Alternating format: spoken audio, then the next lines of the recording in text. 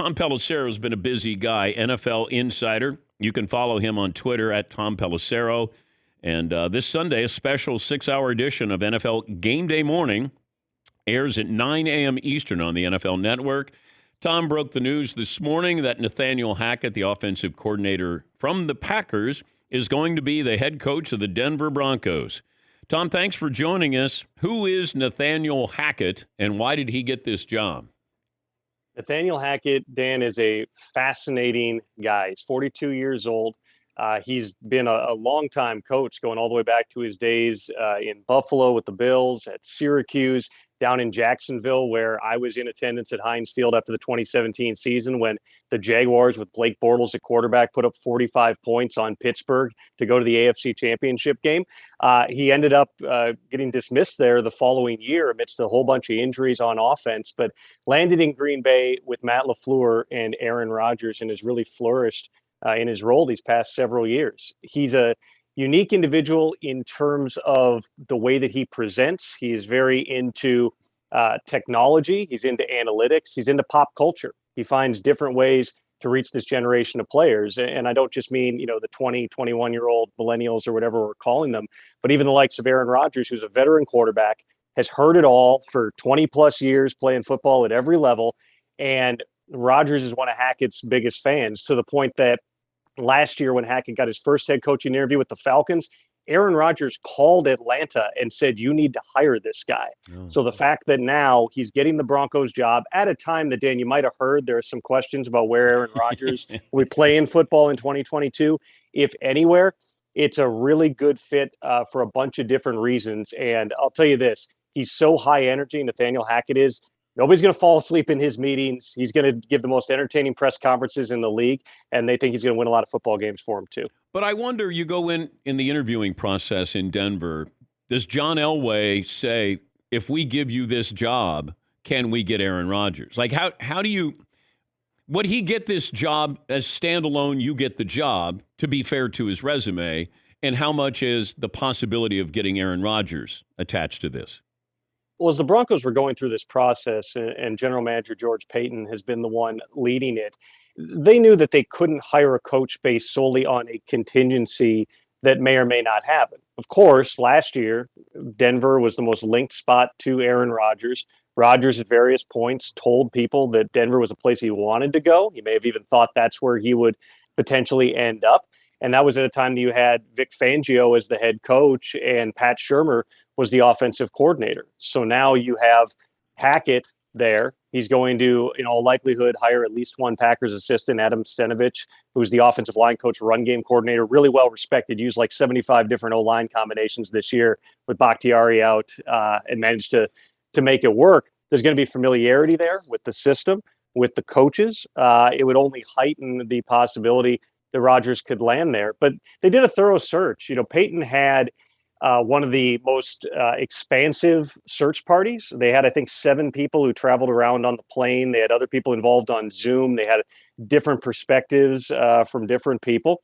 And he spent time with 10 different candidates during the process, almost all of them in person, which is rare because in this cycle, one thing that came out of COVID was everyone was like, hey, the Zoom thing is great. We'll just do a dozen, or in the Bears case, 24 different interviews all on Zoom. Then we'll get to the second interviews. The Broncos kind of went old school. Fire up the private jet. We're going to go see 10 of these coaches, go all the way literally from the East Coast seeing Gerard Mayo to the West Coast seeing Kevin O'Connell. But one of the first interviews that they did was Nathaniel Hackett in Green Bay. Payton had dinner with him the night before. They spent a long time together. Hackett, after that initial interview, had so impressed them that he became one of, if not the front runner. And so he was the only one that they brought back for a second interview on Monday. There's a lot to like about Nathaniel Hackett for the Denver Broncos beyond Aaron Rodgers, though certainly the Rodgers possibility is a nice piece. It feels like people aren't on the same page with Aaron Rodgers being able to leave the Green Bay Packers. He's not a free agent. There would have to be a trade here. And I don't even know, does Aaron Rodgers have a no-trade clause? He does not have a no-trade clause, though effectively you have one when you're at that stage, and you could just say, if you try to trade me to, whatever, Jacksonville, I'm just going to retire. So really, here's how it sets up, Dan. So they redid his contract last year. They shaved off. They didn't add any new money to it. They moved some things around, but they shaved off the last year in 2023. And they added this post-Super Bowl void clause that in essence means they can't tag Aaron Rodgers after the 2022 season either. So really there's three different avenues Rodgers can go. He could retire. That's pretty clean. The Packers would save a bunch of money on the salary cap. He could say, I'm going to continue playing for the Packers, at which point, in all likelihood, that would involve the Packers and Aaron Rodgers doing some kind of big, fully guaranteed extension that would keep him as a Packer for life. Or door number three is he could say, you know what, it's been fun. I've had, a ton of success here over 17 years, but it's time for me to do something else. The Packers then at that point would have two choices themselves. One being they could say, we're not trading you. You're the two-time reigning NFL MVP. You're going to play out your contract here. And Rodgers could say either, okay, I'll do that, or we'll just decide to walk away. Or the Packers could go, it's in our best interest to trade Aaron Rodgers when he's worth more right now in terms of capital in players and picks than he ever probably will be in the rest of his career. We'll trade him now, as opposed to he plays out his contract in 2022. And then at most, you're getting like a fifth-round compensatory pick in 2023 for him. So it would set up a really interesting situation. He has that control to dictate what direction, what the options are, and then the Packers would have their own decision to make. Yeah, I just wonder. I'm sure they want to trade him to the AFC. That sound right? If like Seattle, if Seattle wants to move on from Russ, they probably want him in the AFC, not the NFC.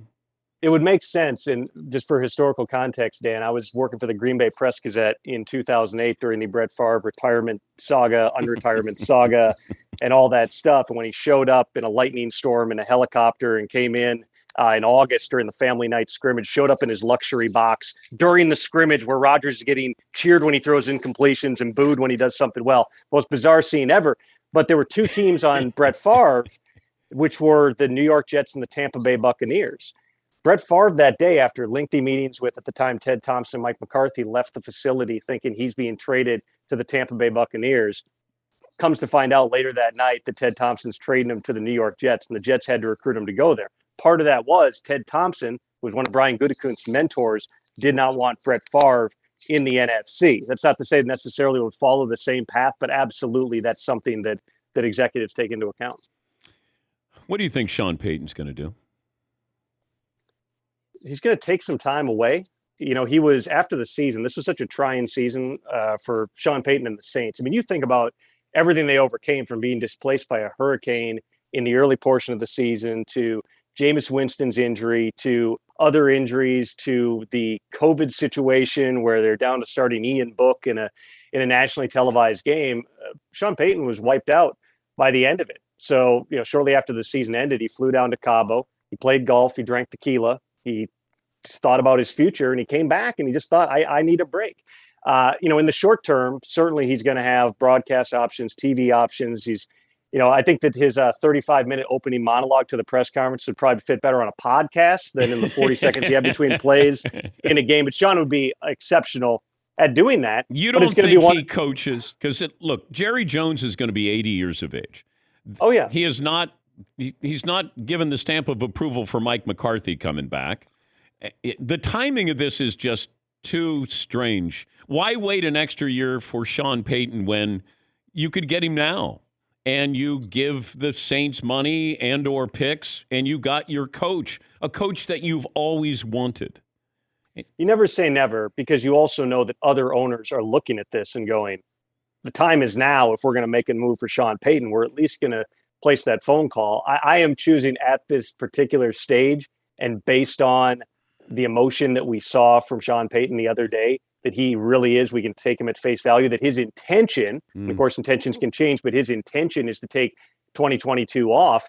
And then that makes him one of the most fascinating characters, not just a year from now, but really throughout this season. I mean, every time that a team is in a rut and we're talking about a coach potentially being on the hot seat, there's going to be that cloud hanging over of what might Sean Payton do.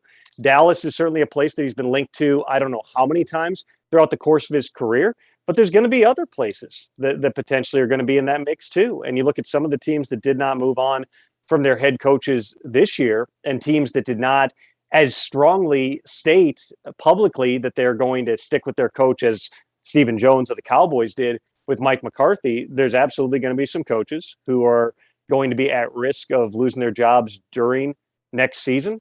Sean Payton's going to be rumored for every one of those openings, and it would be organizational malpractice, Dan, to not make a phone call on one of the most successful coaches over the last 16 years. Yeah, I just get a feeling that the timing is just interesting. I mean, you get a chance to coach the Cowboys. That's different than any other coaching vacancy or potential coaching vacancy. You win in Dallas, it's like being the Cowboys quarterback. You may not be the best quarterback in football, but you're the best known. I mean, you're the Cowboys quarterback. You're the Cowboys coach. I don't know. And Jerry is desperate to get another Super Bowl. At 80 years of age, I don't know. Again, I would say organizational malpractice, if you're a team that's even thinking about making a coaching change, to not place a call on Sean Payton. At the same time, I would tell you the support from the Joneses for Mike McCarthy and his staff is probably stronger internally than it's perceived to be externally. They went from 6-10 in his first year to 12-5 this season. They obviously made leaps. They weren't consistent enough offensively. The penalties were a problem in the playoff game, as they were throughout the course of the season.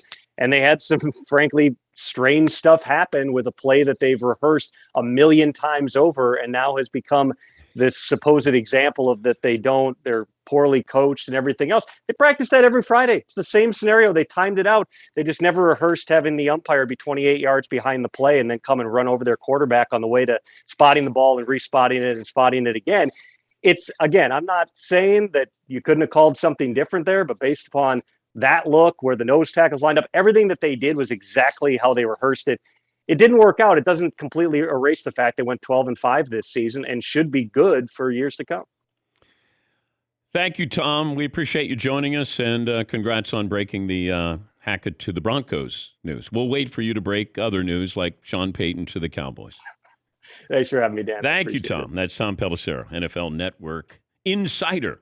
You can follow him at Tom Pelissero. Does a great job. Probably doesn't get enough credit for the job that he does.